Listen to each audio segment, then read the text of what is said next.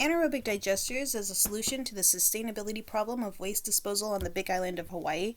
I'm Sheena Armstrong. My professor is Kimberly Russell. I'm in class English 100, Section 2. This is the 30th of April, 2022. The treatment of sewage typically is done by filtering out the solids and then adding chemical sterilizers to both the solids and the liquids. The solids go to the landfill and the liquid goes to the ocean. I see that as a problem.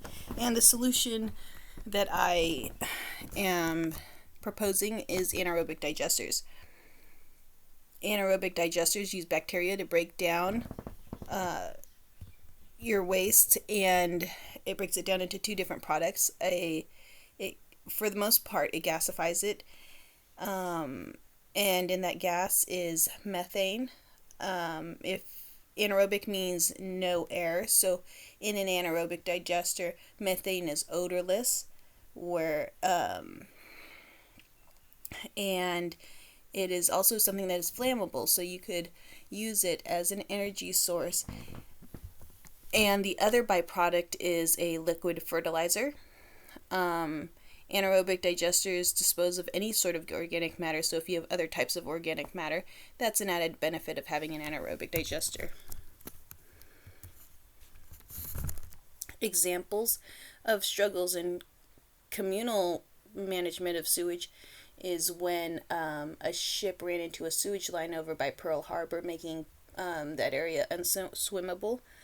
And an example of individual struggles in management of sewage is when people who live off-grid or unsanitary swim in the hot springs south of Pahoa, and then when others swim in the hot springs, they get staph infections. This is a common problem here in the area, and it would be great if individuals had an easier time or to manage their sewage. So here in number 1 and number 2, I discuss the different sizes of anaerobic digesters. It's a simple concept that can be implemented in many different ways. There are many different levels of complexity, many different styles of anaerobic digesters. And so whatever size or price point you're looking for, it exists out there. And if governments want to promote this, they can promote it using financial incentives and tax breaks, just like they did when they wanted to promote solar panels. I think that would be a great idea. A downside to anaerobic digesters is that it's slightly less convenient. Since the system relies on bacteria, we don't want to add any products that kill bacteria.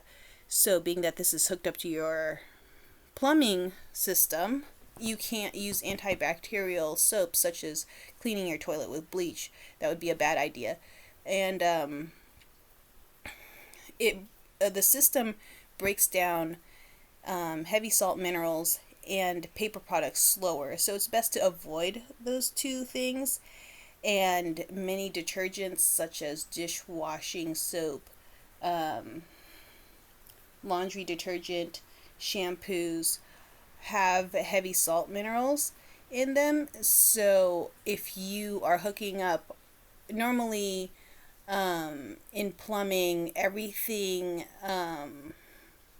in your house drains to the toilet pipe. And so if you're continuing on with that system, not separating out your toilet waste from the rest of the wastewater in your household, then you have to watch all the soaps and detergents and cleaners that you use, and start throwing your paper products also in the garbage, like toilet paper and feminine hygiene products. So that would be an inconvenience that many people would not be willing to do, and at least consider when getting an anaerobic digester. There's many benefits. The energy produced from the gas byproduct, the plant fertilizer, the liquid byproduct of the system, is also another advantage.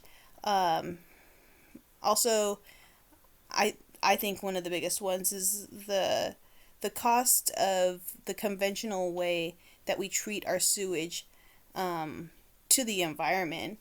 If that's important to you, then I'm sure you'd be very interested in an anaerobic digester.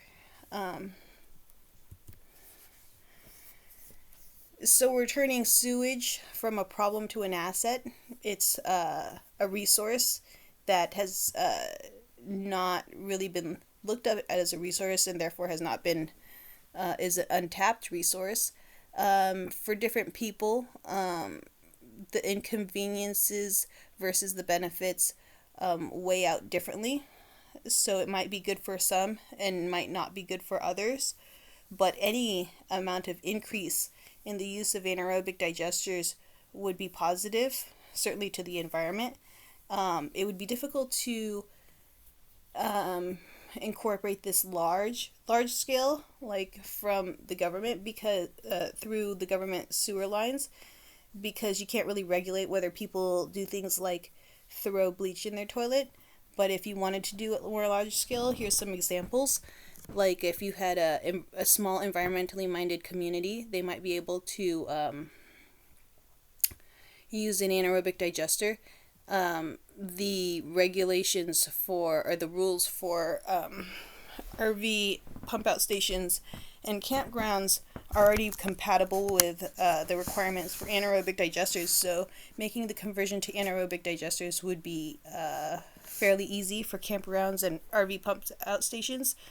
Sewage in the agricultural industry, and also, sewage is a big problem, and this is a great way to handle it.